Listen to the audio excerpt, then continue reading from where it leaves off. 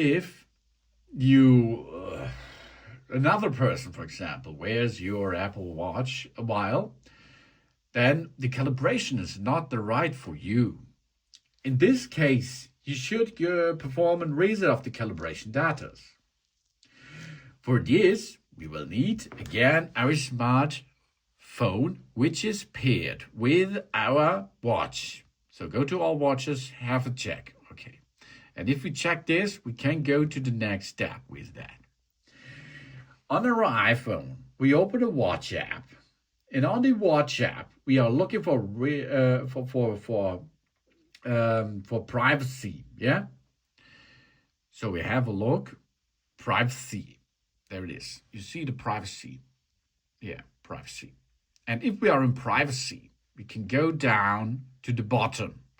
And there you can see reset the fitness calibration data.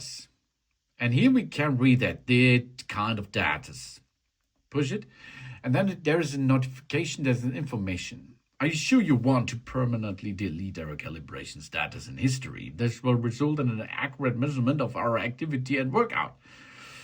Last, of course, at the beginning. We reset that now. Job's done. Then, of course, we should go here, workout, and go to an outdoor walk, for example. Outdoor walk, and you can see, let's make a goal, 20 minutes. And after this, the calibration is back. But the right calibration is back. The calibration for your own fitness level and so on. Thanks for watching. Please subscribe me and give me a positive feedback, and I hope see you again on my channel. Done.